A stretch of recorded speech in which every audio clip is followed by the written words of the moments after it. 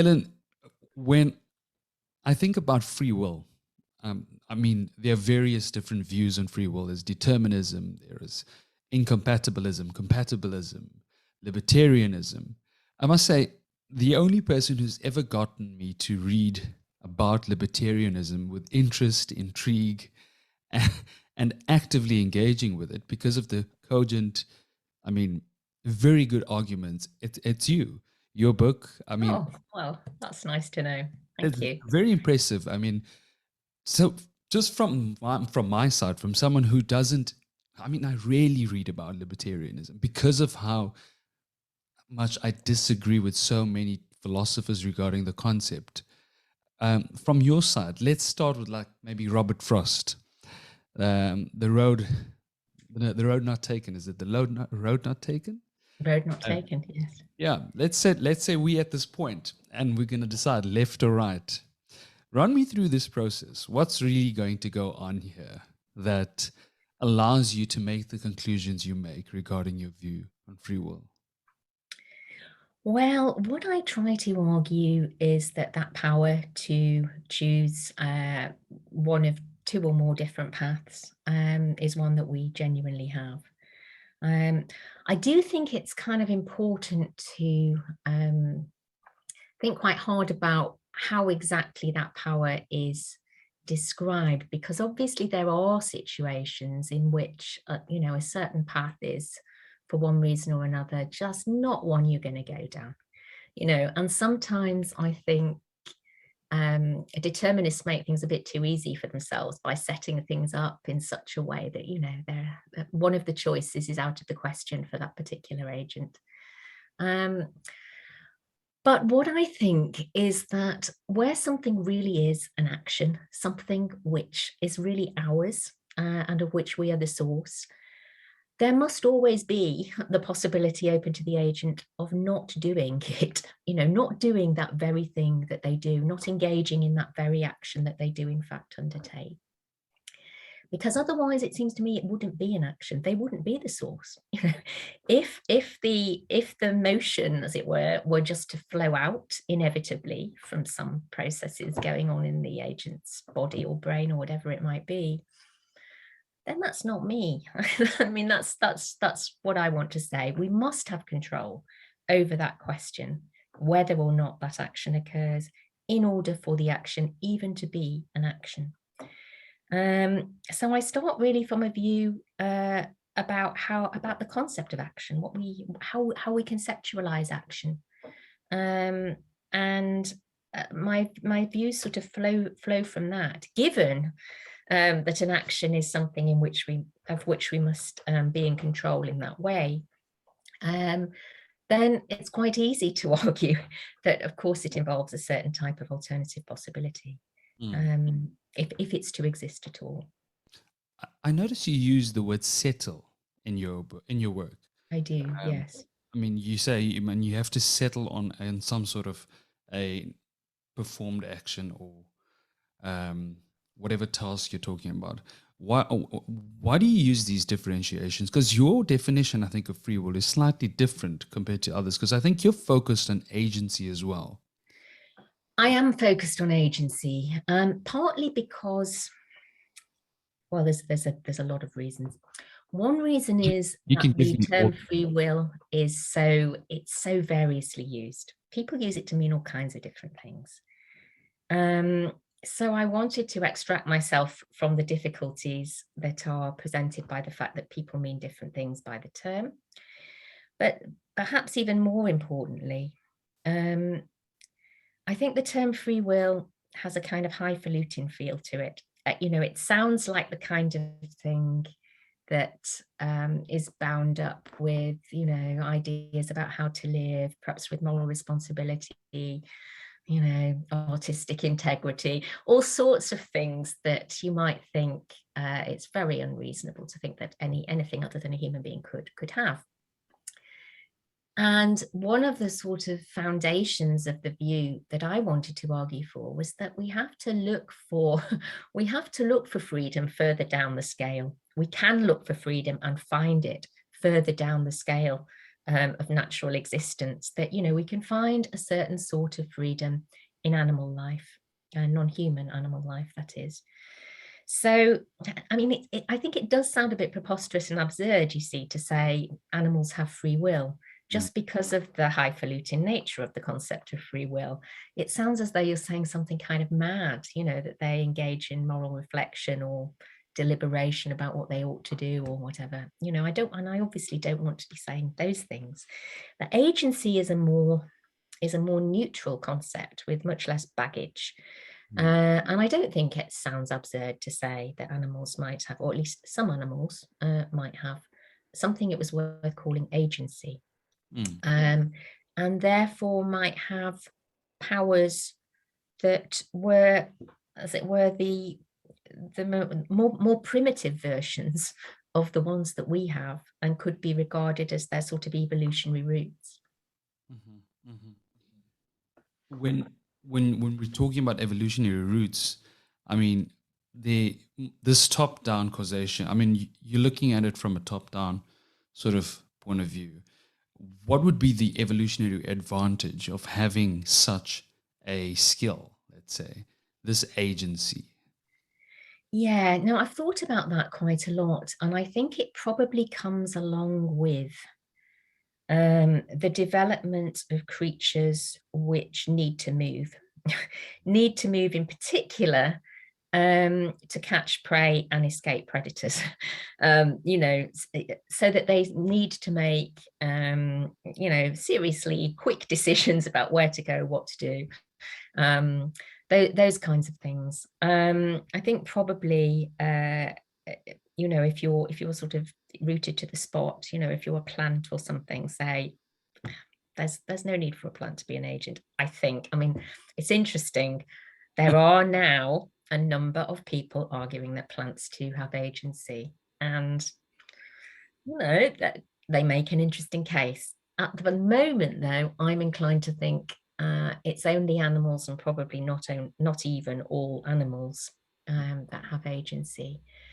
And the evolutionary advantage, I think, is that there's a kind of need for discretion in certain circumstances, that a creature that was just kind of grinding through the program, as it were, might actually be at a massive disadvantage compared with a creature that can top down organize its own life to a certain extent, if you see what I mean, that can decide, well, now this is the priority and I'm going to do it this way, and actually there's this other thing that maybe I need to do first, and all those sorts of things. Prioritization of tasks, ordering, deciding on spatial routes, deciding on for example, how to exploit the contingencies of your environment in order to enact what is, from certain points of view, just a program, such as nest building, for example. Where's my nest going to go? That there's a certain choice about that. I don't think that's the sort of thing that it's plausible to think is dictated by any simple program. It's the sort of thing where it's beneficial for a whole creature with perceptual and cognitive powers to, as it were, bring the considerations together and as it were, think, I'm going to put my nest there. Yeah. So tell me then, if you had to look at the counter argument, let's say someone comes to you and claims everything is determined, Laplace's demon is possible. I mean, it is very much something we could do if we work from the bottom, work all the way to the top. How do you counter that argument? How do you tell them, no, listen, this is not, we're not just a bunch of pieces moving from here to here till we get to psychology? What is your counter argument to that? Well, I think rather than offer a counter argument, I'd want to know what theirs was. I mean, it seems to me determinism is a hugely demanding thesis. It is quite. There's one future possible from this moment on. It's hugely demanding. And so I think the shoe is on the other foot. What's the argument for thinking that the world is determined? I have never come across anything that seemed remotely convincing to me. Why should we think it's determined? I mean, I think there may have been an excuse once upon a time for thinking the universe was deterministic when everybody was so, overcome by the fruitfulness of Newtonian physics, Newtonian ideas of how the world operated and so on. You can understand that people got mesmerized by a way of thinking, that works very nicely for, projectiles, those sorts of things, pendulums. But, when you look at the world in all its complexity, the interactions of biological with mechanical things, the extrapolation of that Newtonian model to the whole of that, that's an enormous step that needs some justification, please. And so I think the shoe is on the other foot. It's determinists who are without arguments, especially now that we have scientific theories which appear to countenance certainly indeterminism, particularly, for example, when it comes to things like radioactive decay. There don't seem to be any rules and laws which tell you when, for example, a neutron is going to be emitted by a radioactive body. And I take it that many scientists think that the best thing to say is that those questions are not determined. The answers to those questions are not determined. So, yeah, I think the determinist is the one in want of arguments. And that the default really should be indeterminism. Especially when you consider, quantum mechanics, quantum physics. There's so much about it that's showing that it's a lot of probabilities are involved. So indeterminism is something that should be growing in essence, because we clearly cannot predict most of the things that are going on. I think it is. It is becoming much, much less common for people just to take it for granted that determinism is true. What people do tend to do, though, in response to the point that you've just made about quantum mechanics, is they tend to say this. They tend to say, well, indeterminism at the quantum level is all very well, but it doesn't actually show itself at the macro level. To all intents and purposes, at the levels of reality that we're talking about when we're talking about agents, medium-sized objects like us, that indeterminism is completely irrelevant. Certainly quantum indeterminism is completely irrelevant. And, I've got a lot of sympathy with that argument. I think that's right. I don't think it's right to base arguments for free will on quantum indeterminacy. I don't. The only way in which I want to use quantum indeterminacy is as yet another indication that, we can't just assume that determinism is true. But what I want to do is say, look, agency is an indeterministic phenomenon. That's what it is. It's a macroscopic phenomenon, and it is an indeterministic phenomenon. We don't need to build it up from the quantum level. That's not how to do it. The way to do it is to say there are ways in which in our world things get to happen which needn't have happened. And one of those ways is for an agent to do something. That's an example of indeterminacy, not, as it were, a result of it, a result of something ramifying up from a lower level. Mm-hmm. And then when you consider the arguments by compatibilists, what do you, because you're very sympathetic to most of the views, actually. When you read your work, you can tell, you're trying your best to put yourself in the shoes of these others and see their arguments for what they are. What do you say to a compatibilist? Let's say Daniel Dennett, I think Steven Pinker as well. How do you respond to these people? I've always been I've actually been very influenced by Dennett. I think a lot of what he has to say is very sensible. I very much liked his views on the intentional stance, and I like the like the kind of the willingness to consider us to be, to be animals, to be evolved, to think of freedom as something that has evolved. I'm very sympathetic to all of that. I just don't understand why Dennett feels he has to be a compatibilist. I mean, the only point of compatibilism, the reason it arises, is out of a worry that determinism might be true. If you're worried that determinism might be true, then it makes sense to try out the compatibilist strategy. But I'm not a bit worried that determinism might be true. And I don't really understand why any longer anybody thinks it might be. I mean, there's this view around that I think, I guess I don't really agree with, that it's a sort of empirical question whether determinism is true or not. And I don't quite think that, because I think the concepts that are involved in the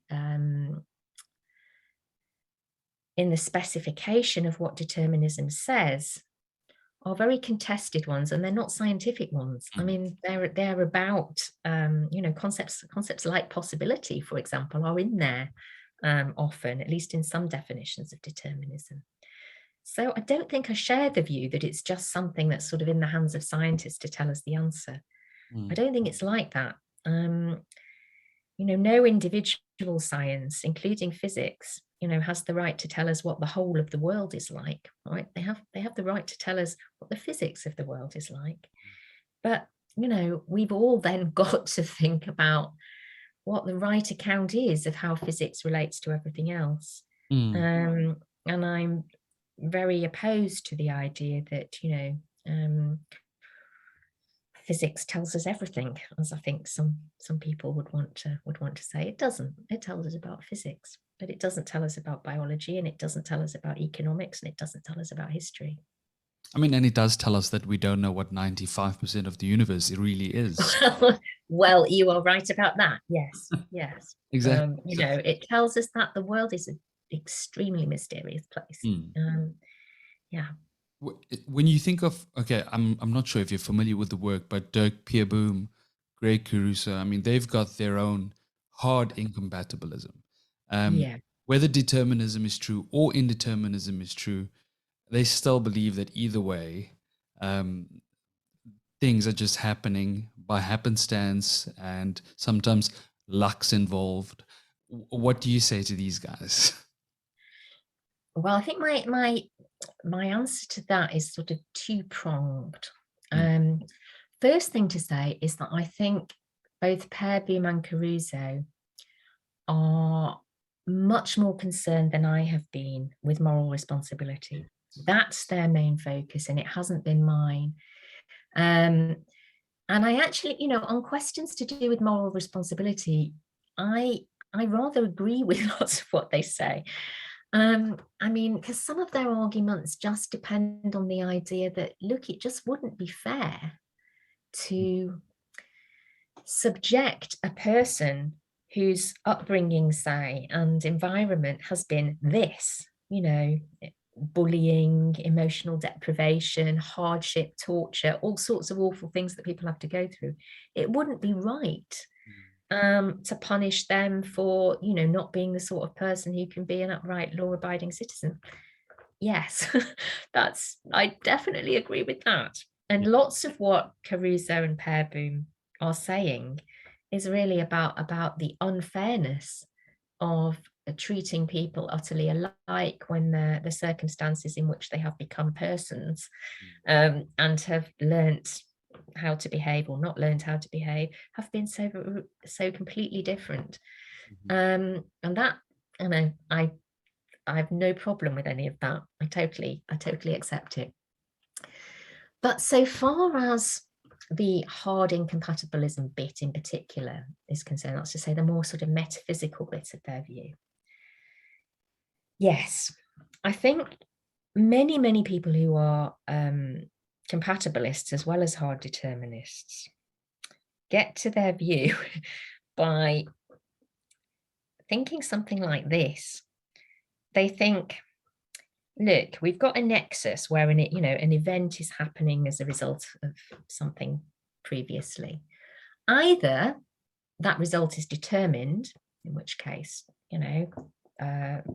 nothing else could have happened, or right, there's some randomness there, okay, but that sort of randomness is no good for free will either, okay. So whatever mix there is, right, of determination and randomness in the causal nexus that leads to an action, whatever the mix is, it's not going to work. It's not going to deliver what we need.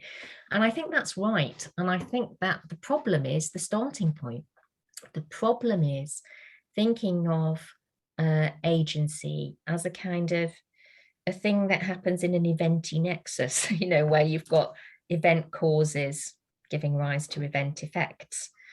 Once you've gone there, you've had it, because you have then got just this kind of unpalatable choice between determination and randomness, because that's all that can be there if all you've got is events. That's why that's where I feel that agent causationists are barking up the right tree. I don't call myself an agent causationist. I think there are problems with the standard ways in which that position gets set up.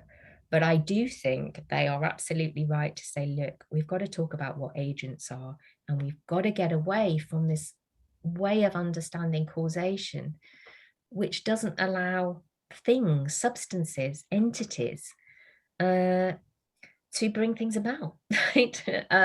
We need to be able to be in the picture, not just events happening inside us, but we have to be there.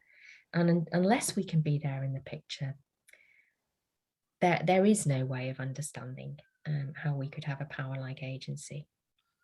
I mean, sticking with, we can leave the moral responsibility aside for a moment, but sticking with the metaphysical side of it, I mean, that's where your focus lies more. Yours is very secular, which is very different from most libertarianists. I mean, yes. This secular approach you're taking, how does that come about? And what are your thoughts on why most other libertarians always come to it from a non-secular perspective?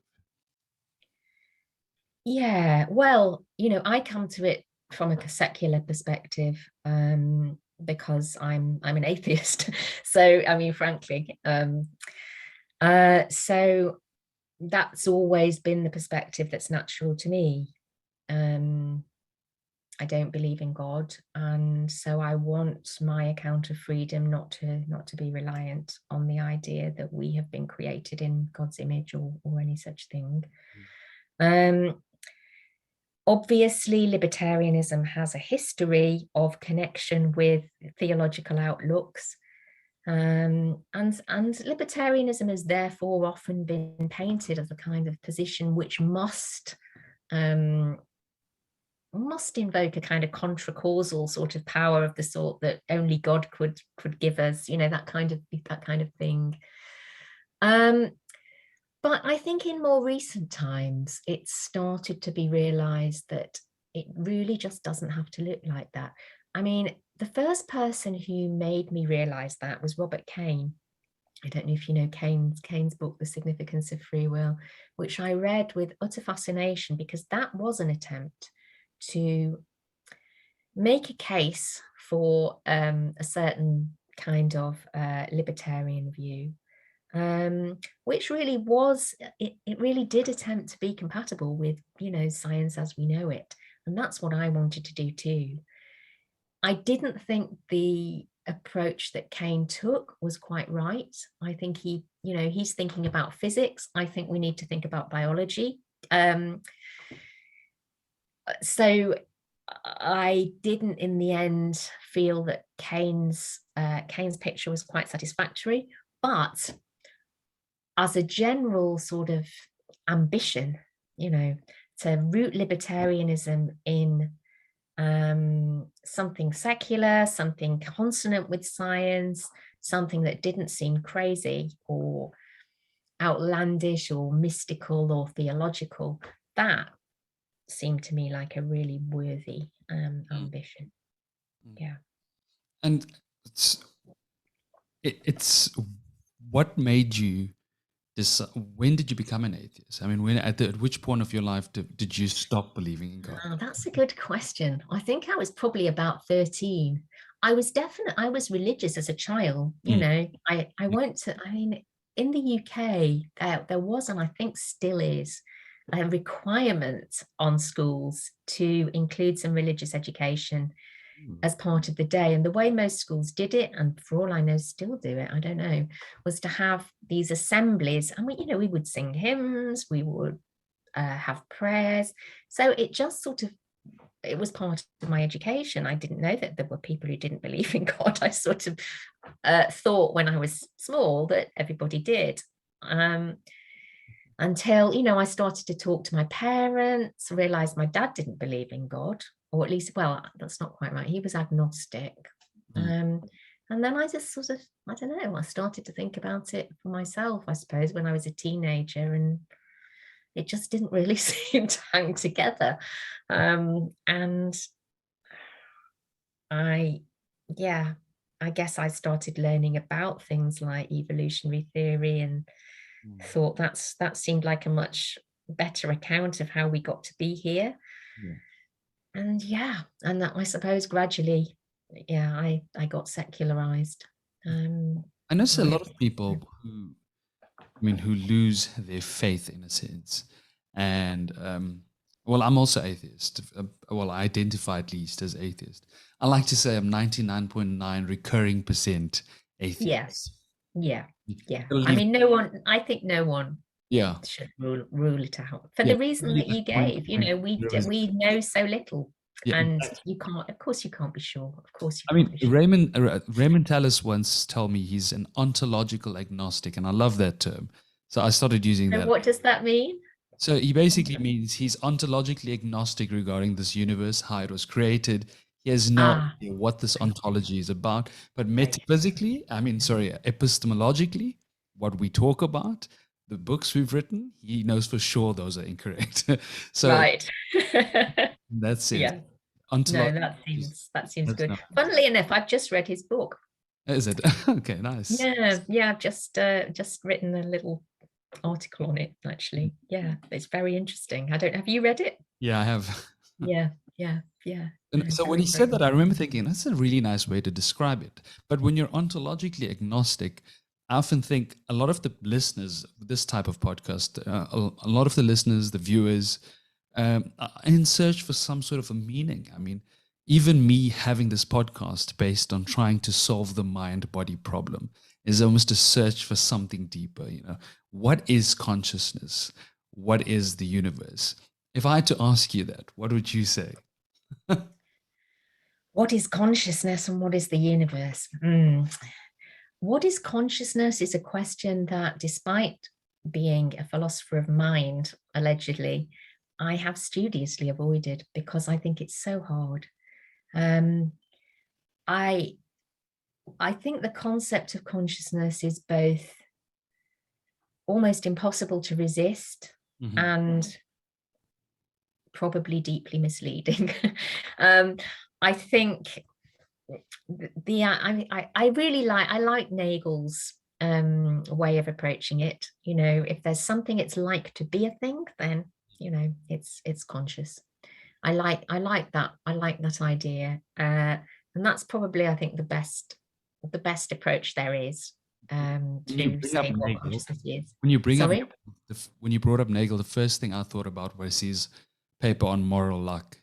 Okay. Because that is something that would directly, at least I would say, contradict with your work.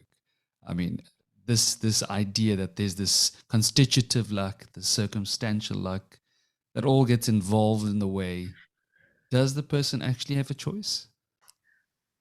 Well, I mean, I don't think it does contradict my view, actually, Tevin. I think I'd be perfectly happy to say that, I mean, because it's moral luck he's talking about. So he's talking about cases in which, for example, one can't help but do a wrong thing, or there's yeah, there's no right thing to do, or one does a terrible thing, even though one was trying to do a good thing, or there's all kinds of ways in which by bad luck one can end up doing the wrong thing or not doing the right thing. And that's not incompatible with anything, I think. And I don't want to say there's no luck. I do want to say that we shouldn't think of agency as essentially the product of any kind of randomness or luck. I think that's why I don't like Kane's view ultimately, because it does seem as though everything's dependent on, which way some quantum indeterminacy eventually goes, and then it gets amplified and appears at the macro level. That just seems like outrageous luck, about where the quantum event goes. So that just doesn't seem to be me to be the right kind of thing to root agency in. But of course there's luck, of course there's all kinds of chanciness and luck in the universe. It's just that I don't want to account for agency in terms of it. Sorry, I realized I stopped you from the consciousness part of it. So yes, sorry, yes. Going back to consciousness. Yeah.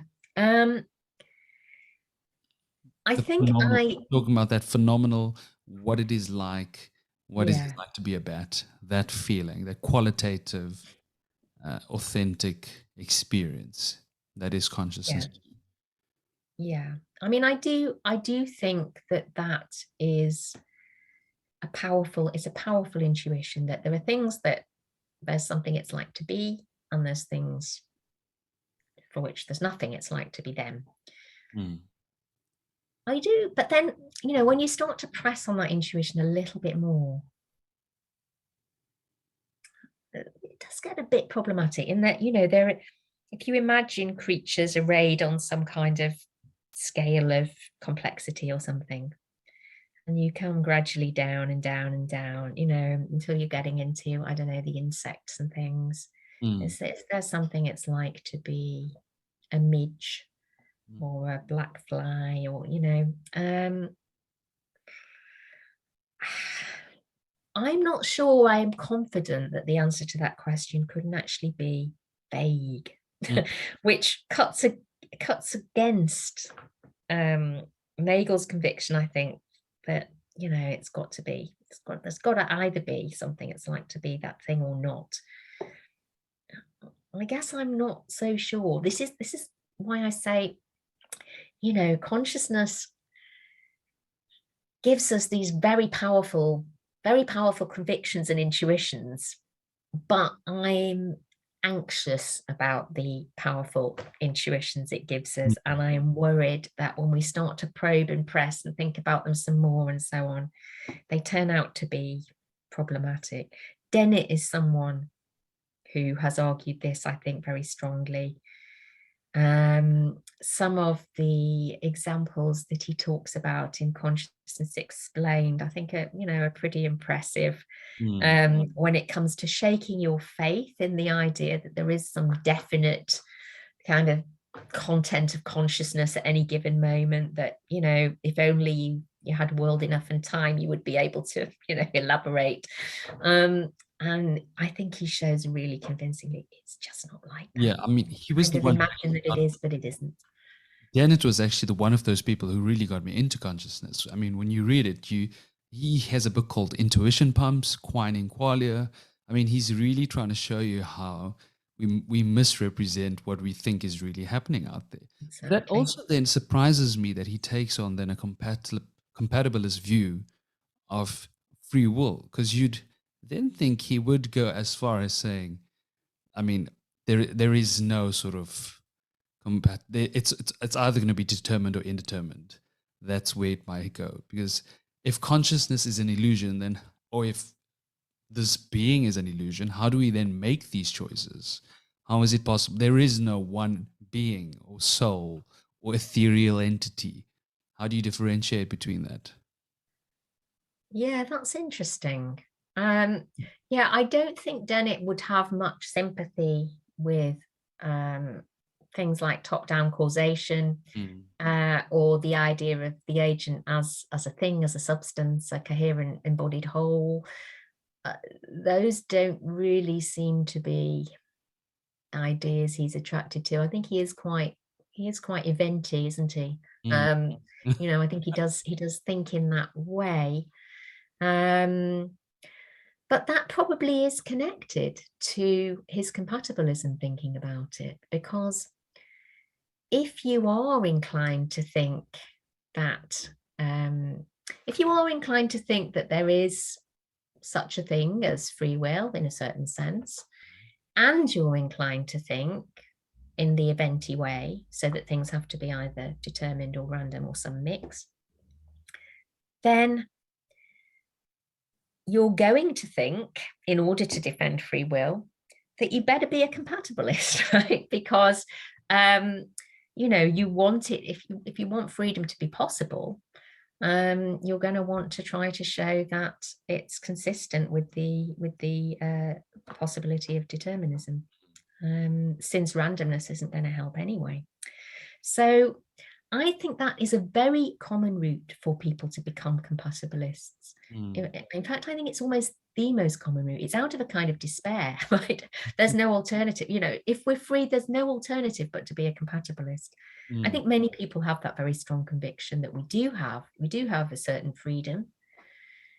They then have the argument rehearsed that randomness couldn't help. And then they come back, you know, and say, well, randomness can't help. So let's go back to the hypothesis that the universe is deterministic. And hey, maybe freedom can consist with that after all. And that's where they settle. In your view, Helen, in the way you perceive agency, free will, how much of a role do you think language plays in this, in giving us this freedom that Well, of course, you know, my official theory is none, because I think that many animals have this, well, certainly this thing we call agency.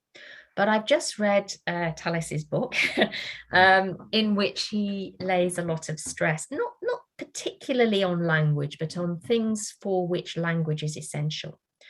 He lays a lot of stress on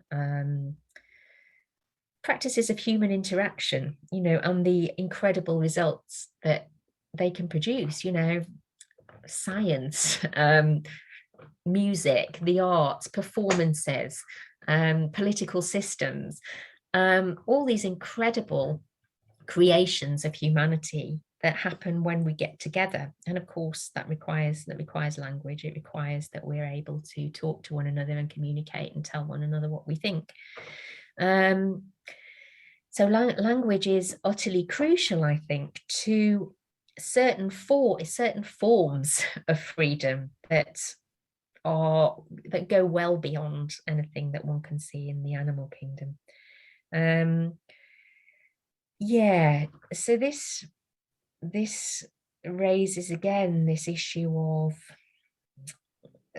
the sort of idea that there are highfalutin types of freedom and very basic types. I've mostly focused in my work on the basic types because I've wanted to say that freedom is there also. So I've really focused in on very simple forms of freedom, such as the capacity to go one way spatially when you could have gone another way, that sort of thing. I mean, but obviously that's very basic. That's very little compared with the kind of freedom that we human beings can have, and for which language is essential. You give a very good example. I mean, when you talk about the boyfriend and girlfriend, and the guy needs to move into the girlfriend's place. Do you want to elaborate on that and just give us an idea of where your thoughts lie with that? Yes, so that was an example that I wanted to talk about in order to talk about what I call clear cases, right? What goes on in clear cases where a decision you face a decision and all the reasons point one way. Okay. Because I think often what people want to say about cases like that is, well, surely cases like that are at least determined, aren't they? You know, you're determined to do what you do by your reasons.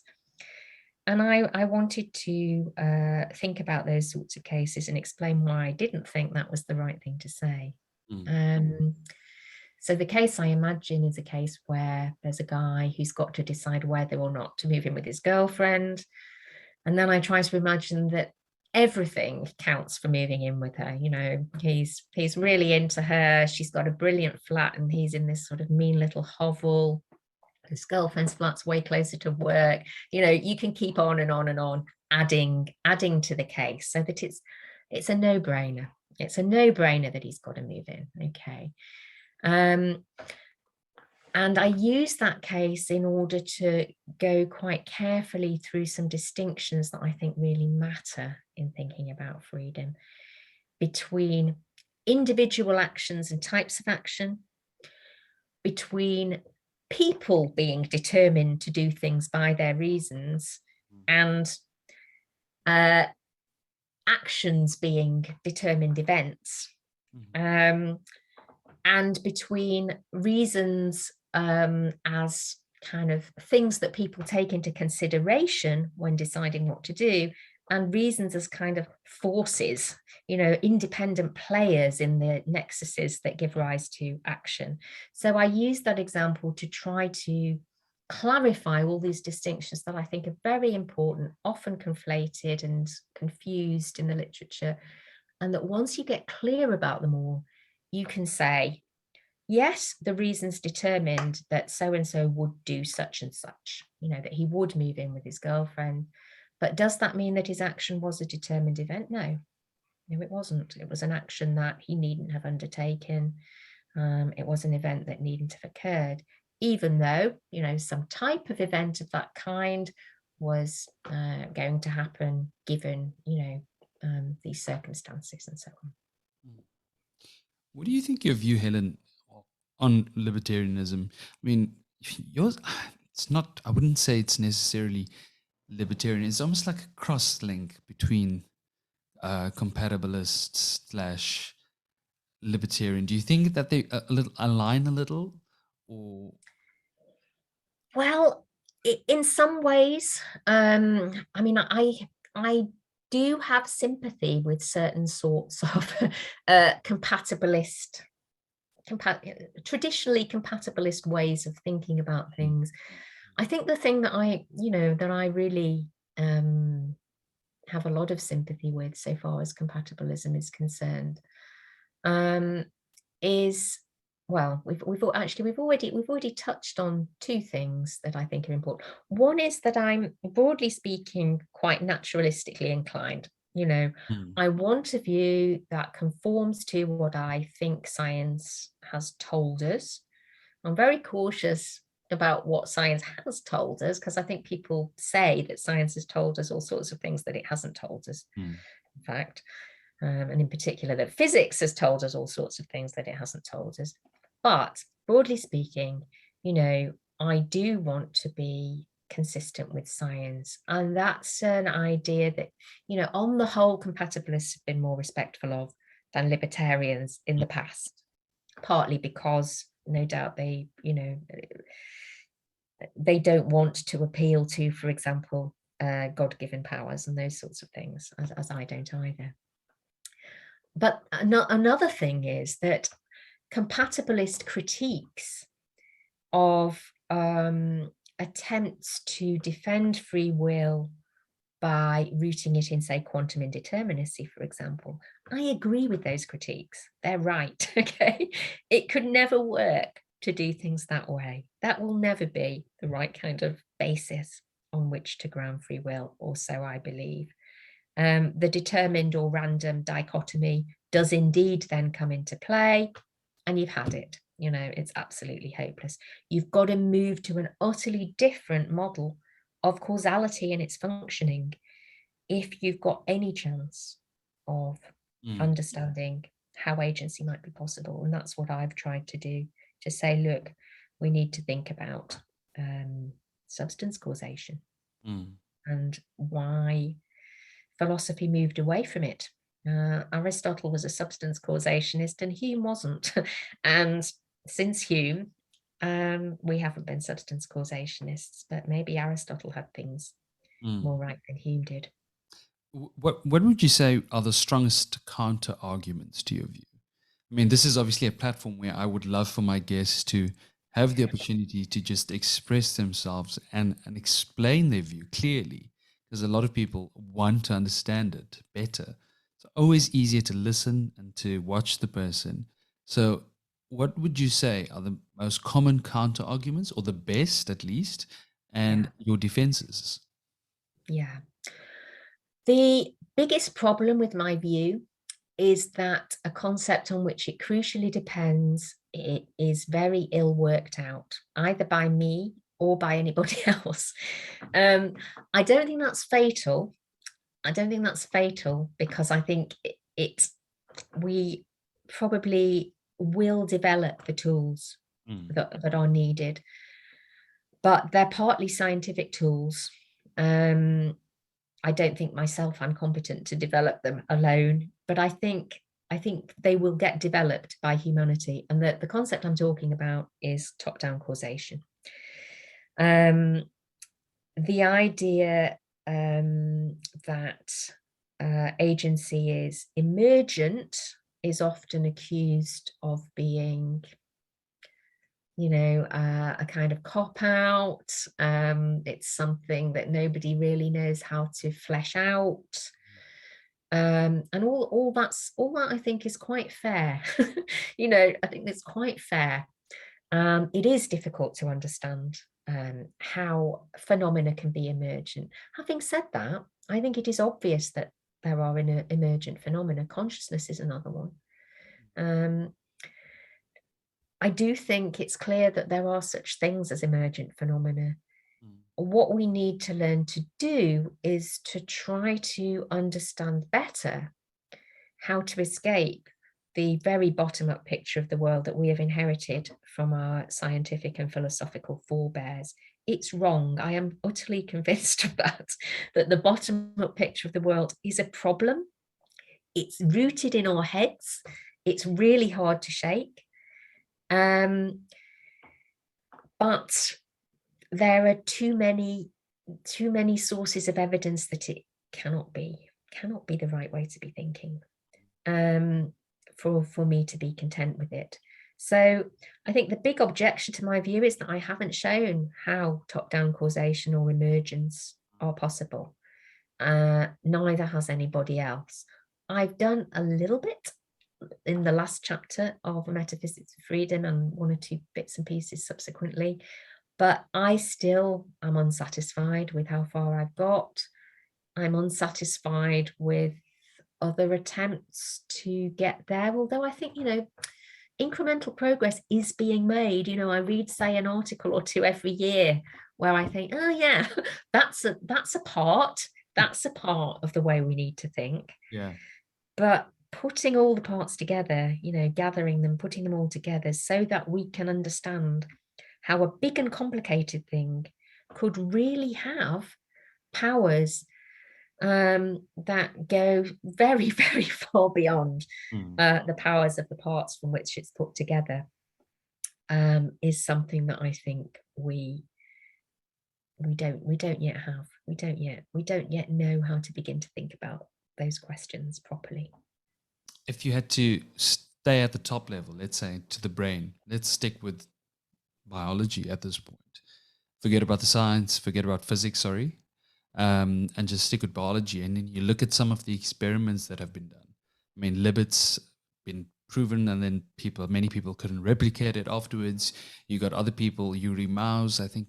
They're doing a lot of new studies where you can determine which hand someone's going to raise at least a couple seconds before they actually raise it.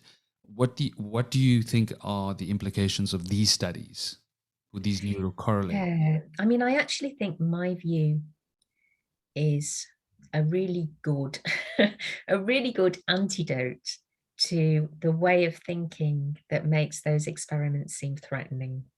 What makes those experiments seem threatening is that people want to identify the initiation of their action with their conscious decision to do something. And because it can be shown, and I mean, people have disputed this, but I am actually okay with the idea that it has been shown, right, that the initiation of the action is prior to the arising of the conscious decision. But what I want to say is that doesn't mean it isn't you, right? You are not your consciousness. You are, right, a whole embodied animal with a massive range of different powers. And the power to initiate action, it's perfectly okay to say that can begin unconsciously.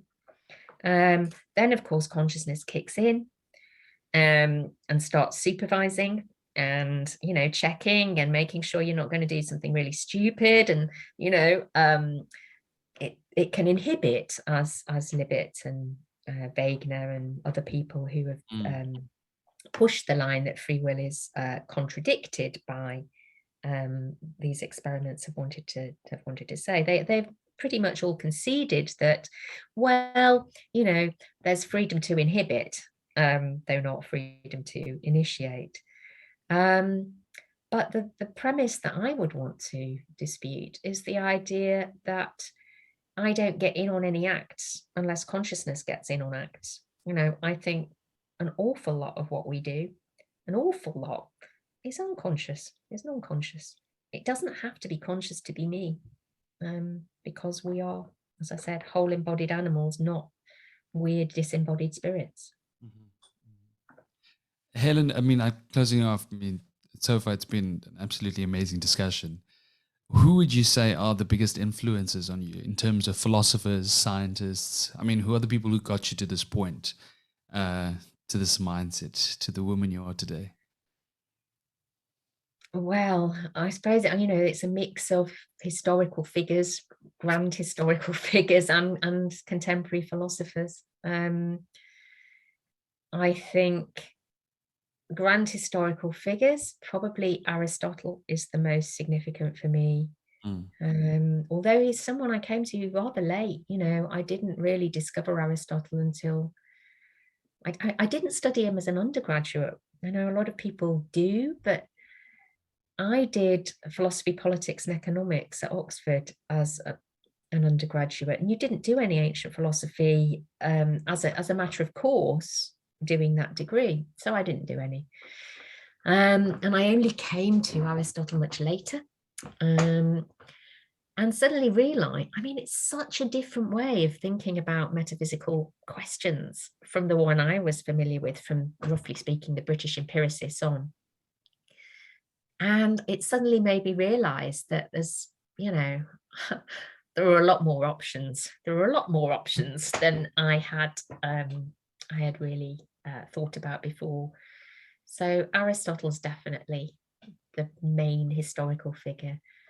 Contemporary figures, I've already mentioned Dennett as somebody who has been very influential on me, although I ultimately defend a very different view. I have been very influenced by ways he has of doing philosophy and thinking about things. I was very influenced by David Wiggins's paper Towards a Reasonable Libertarianism, which raises this question, you know, of what is there to be found apart from determined or random? Where do we look? You know, it raises that question in a very stark form, and that for me was the question. How do we get out of that dichotomy? How do we avoid it? What's the means to do so? And then I sort of slowly connected that with what I could see agent causationists were doing. Actually, another historical figure that's relevant is Reid, Thomas Reid, who was a type of agency theorist who thought that things could flow from the agents. So yeah, his view too was something that was influential. I find it that the listeners always ask me to ask that question because they always want to know who to read. in order to prep themselves to understand your point of view. And I think it's a great way to kind of know, I mean, who are the Yeah. people who really influenced you? I generally ask for 5. You've given me 4 already. If you had to give me one more. Okay. I think I was very influenced by Jennifer Hornsby's kind of ways of arguing against a very sort of crude physicalism, which I think I was attracted to when I was, when I was younger. I think people who are, roughly speaking, secular and want to be, want their views to be in conformity with science, are quite attracted to, oh, well, mental states are physical states kind of view. And I think she very clearly shows that there's a lot of assumptions there that one shouldn't accept.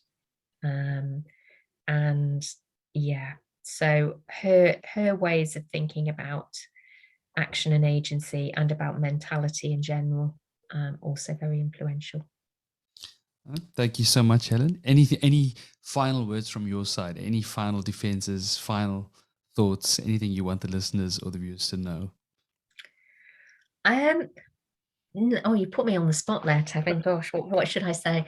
No, I guess no, not really. I mean, I think the crucial thing for me that I would want people to go away and think about is there any reason for believing in determinism? That's the thing that I think is the problem. What's the argument supposed to be for determinism? Yeah, as far as I can see, there just isn't one. And that gets us out of a whole lot of problems if we recognize that in the first place. We won't need to engage in tortuous defenses.